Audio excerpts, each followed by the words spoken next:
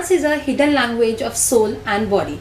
With this beautiful quote, I, Nisha Chabria, founder of Mool Mantra Books and Toys Library and educator since 5 years, welcome you all on our third episode of Mool Mantra Parenting. When we think about learning dance, we get just one name in our mind. Yes, you all are thinking right, Shri Sir. Sir is founder and choreographer of Shri's Dance Academy, #1 dance academy of Sholapur, and have experience of teaching dance since 20 years. Sir is winner and organizer of national and international competition and have participated festival at France, Dubai, Singapore, Thailand and many more. So, welcome you sir. So today we will talk on topic dance therapy, best therapy for mind and body. Sir, how do we connect dance with mind and body? See, basically dance, जैसे आपने बताया कि dance is hidden language, it's a part, it's a language. तो dance में physically and mentally ये दोनों चीज़ें combine होती है. When you dance obviously physically आप उसको प्रेजेंट करते हो, राइट. साथ साथ में आपको उस पर डांस याद भी रखना पड़ता है, राइट. तो अगर आप याद नहीं करोगे तो वो चीज़ कर नहीं पाओगे. तो इसलिए अगर चीज़ वो याद हो तो ही आप उसको परफॉर्म करोगे. तो ऑब्वियसली माइंड एंड बॉडी का ये कॉम्बिनेशन है. Okay okay. अगर आप उस स्टेप को याद रखते हो तो ही उस स्टेप को आप प्रेजेंट कर सकते पाओगे. हो. Right right. At what age group child should start dancing? See, आजकल के अगर हिसाब से देखो तो मेरे पास कुछ ऐसे पेरेंट्स है वो 1.5 ईयर के बच्चे को भी ले जाते हैं. Oh my God. But it's not actually perfect as for dance. Dance के लिए परफेक्ट एज है अगर आप बेसिक डांसिंग कर रहे हो, लाइक बॉलीवुड या fun dance. The 3 years is a perfect age for that. Okay. And if you're going for a classical dance, वो above 6 years. तो 6 साल के बाद ही आप वो चीज़ें सिखा सकते हो. Okay. क्योंकि उन चीज़ों में क्या होता है, बच्चों के पैरों में उतनी ताकत होनी चाहिए. Right right. 3, 4 या 5, 6 साल के बच्चों के लिए पैर जो होते हैं वो थोड़ा सा पोन जो होते हैं वो थोड़े से सॉफ्ट होते हैं. Okay. अगर उस चीज़ में या उसी टाइम पे अगर आप उनको कुछ हार्ड स्टेप्स कराते हो, राइट. तो it may cause a damage. Right. तो इसलिए 3 years से बच्चे डांस करना शुरू कर सकते हैं. तो 2.5-3 या 1.5 साल के बच्चे अगर हो तो वो घर पे ही डांस करें. Okay, I would like to add one point here. That's why we teachers work on their gross motor things. मतलब आप जैसे बोले कि बच्चों का 3 years से परफेक्ट एज होता है डांस का, उसके पहले हम लोग उनके ग्रॉस मोटर्स पे डेवलप करना शुरू करते हैं. Sir, why kids should dance? Is it necessary kids should dance? Not only kids, actually everyone should dance. Okay. लेकिन कैसे होता है, देखो हर कोई वो चीज़ नहीं कर सकता है. राइट. अगर आप कोई चीज़ कर रहे हो तो वो मैं कर सकता हूँ अच्छी तरह से, ऐसे नहीं होता है. राइट. तो ये पेरेंट्स को पता होना चाहिए कि डांस ही करना चाहिए, ऐसे कुछ नहीं है. Kids must do any physical activity from the age of 3. कोई भी फिजिकल एक्टिविटी होना बहुत जरूरी है. आजकल के युग में आप देख रहे हो कि बच्चे काफ़ी सारे एक्टिविटीज़ बैठ के करते हैं घर में. जैसे बहुत सारे गैजेट्स उनके पास, तो हर चीज़ वो बैठ के ही करते हैं. तो इसीलिए फिजिकल एक्टिविटी होना बहुत ज़रूरी है. It can be anything, like you can go for sports और अ डांस. तो सिर्फ डांस ही ऐसे कुछ नहीं है. Any physical activity is important for kids. Okay. The importance of dance in child's life. Importance of dance in child's life, देखो ये मैंने डिफरेंस कुछ बच्चों में देखा है, किस तरह से वो उसमें इम्पोर्टेंस ढूंढते हैं. आप बच्चे ने सिर्फ डांस किया हो गया ऐसे नहीं है. एक्चुअली उसके पीछे बच्चा क्या सीखता है ये बहुत ज़रूरी है. okay. जैसे मैंने जो चेंजेस बच्चों में देखे थे कि कुछ बच्चे बहुत शाय नेचर के होते हैं. okay. डांस बहुत अच्छा लगता है लेकिन नेचर बहुत शाय होता है. yes. तो डांस से क्या होता है, ऑब्वियसली वो थोड़ा सा सोशल हो जाते हैं, क्योंकि क्लास में आने के बाद बच्चों से मिलना खुल जाते हैं बच्चे. स्टेज पे जाना, स्टेज जाने के बाद उनकी स्टेज डेयरिंग बढ़ जाती है. तो बहुत सारे बच्चों को मैंने इस तरह के देखा है कि शाय बच्चे भी बहुत बोल्ड हो गए. आफ्टर लर्निंग डांस ये बहुत बोल्ड हो गए बच्चे, क्योंकि स्टेज डेयरिंग आ रही है, इतने हजारों लोगों के सामने ये परफॉर्म कर रहे हैं. तो अब इसलिए ये बहुत इंपॉर्टेंट चीज़ है बच्चों को आगे के लाइफ में भी, स्टेज डेयरिंग की, कि आप कहीं पे अगर जाते हो तो you should present yourself. Right. तो ये चीज़ बच्चे सीखते हैं इस चीज़ों से. Right. Sir, as we know there are thousands of dance forms. बच्चा स्पेशली कब से स्टार्ट करना चाहिए पर्टिकुलरली डांस फॉर्म में? आपको कैसे ध्यान में आता है? देखो डांस फॉर्म्स का तो अपने अभी आजकल तो काफ़ी एक्सपोजर मिला है बच्चों को, तो सबको पता है कि कितने सारे डांस स्टाइल्स आप टीवी पे देखते होंगे. पहले ये लोगों को पता नहीं था इतने भी डांस स्टाइल होते हैं. डांस को सिर्फ एक फ्रेम में बांध के रखा था कि डांस करना है, लेकिन डांस में इतना डीप नॉलेज है, अलग अलग स्टाइल्स है, अलग अलग एज ग्रुप के लिए. तो बच्चों के ग्रेस के हिसाब से उनके हम स्टाइल सिलेक्ट करते हैं. जैसे कुछ बच्चों का फिजिकल जो रहता है वो बहुत बहुत फ्लेक्सिबल होते हैं, तो उन बच्चों को हम सजेस्ट करेंगे कि वो कंटेम्प्रेरी की तरफ जाए। Okay. कंटेम्प्रेरी अच्छा कर पाएंगे वो बच्चे। कुछ बच्चों में बहुत अच्छी स्टाइल होती है, Okay. बहुत अच्छी तरह से प्रेजेंट करते हैं तो उन बच्चों को थोड़ा हिप हॉप की तरफ हम बोलेंगे। Okay. कुछ बच्चों में ग्रेस बहुत अच्छा होता है, जो कि फोक डांस के लिए बहुत जरूरी है। और Okay. इंडिया के में तो बहुत सारे फोक डांसेस हैं। Okay.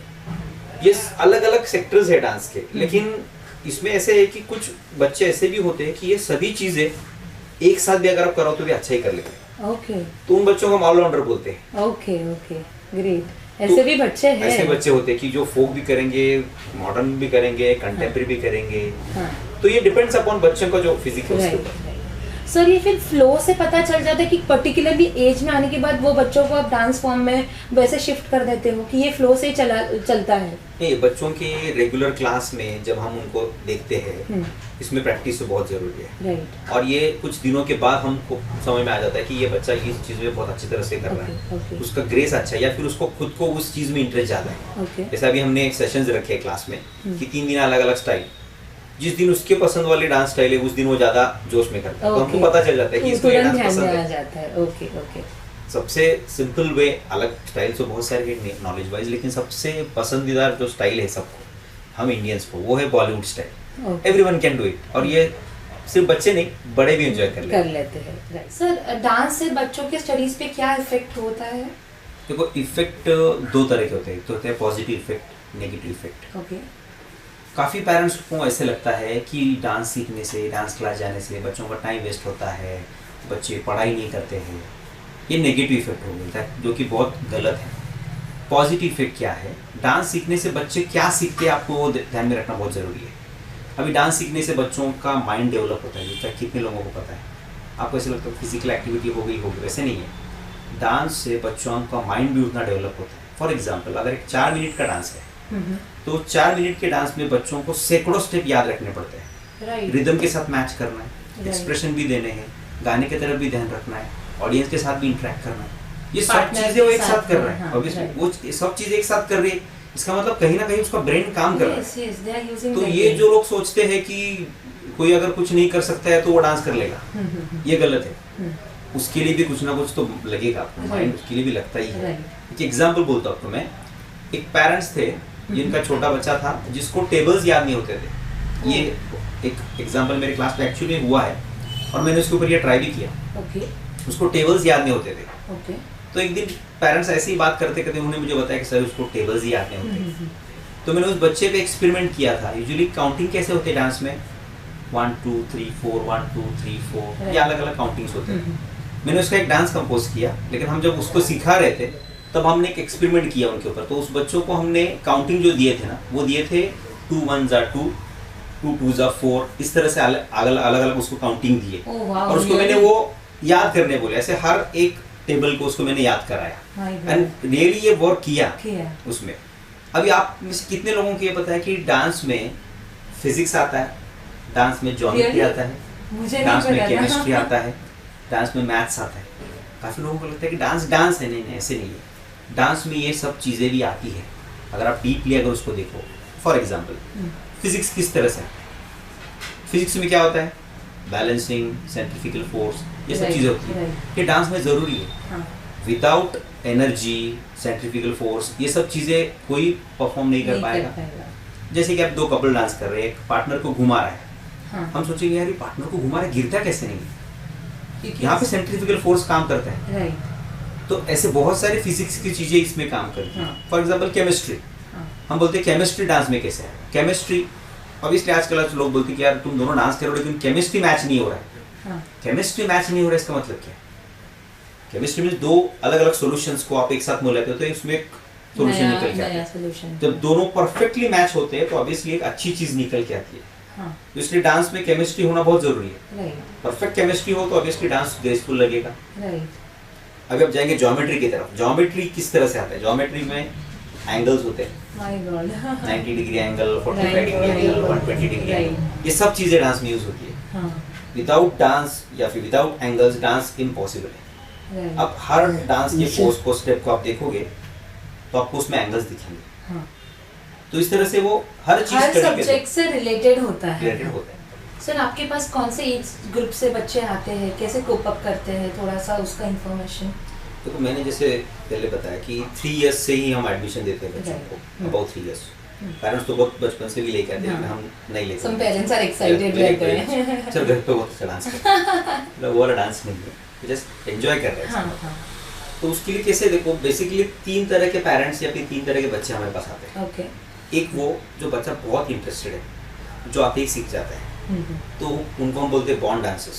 होते हैं क्या, बचपन से ही नाचते हैं। दूसरे बच्चे ऐसे होते हैं जो सिखाने के बाद नाचते हैं। ओके। मींस उनको इंटरेस्ट तो नहीं था, लेकिन वो आते हैं, सीखते हैं, उनको अच्छा लगता है और वो सीख जाते हैं। और तीसरे बच्चे ऐसे होते हैं कि उनको नहीं आ रहा है, हम कितना भी ट्राई करेंगे तो भी नहीं सीखेंगे, क्योंकि उनको इसमें इंटरेस्ट नहीं होता है। तो मे बी उसको दूसरे कोई चीज़ में इंटरेस्ट हो, तो पेरेंट्स को ये समझना जरूरी है कि उनको क्या अच्छा लगता है, उस चीज़ में आप बच्चों को आगे कर सकते हैं। सर ये लॉकडाउन में आपके क्लासेस चल रहे हैं, ऑनलाइन क्लासेस वगैरह ले रहे हो आप? ऑब्वियसली, क्योंकि अभी देखो सब तरफ सब बंद है और जो कुछ चल रहा है आजकल सब ऑनलाइन ही चल रहा है। तो क्लासेस भी ऑनलाइन ही है। हम अलग अलग एज ग्रुप के अलग अलग बैचेस बनाए हैं हमने उसमें। और लॉकडाउन में तो मैं तो बोलता हूँ डांस या फिर any physical activity is very important, क्योंकि पिछले 5 महीने से हम घर पे हैं, बाहर नहीं निकले हैं, बच्चे घर पे ही है, घर के बाहर नहीं निकले।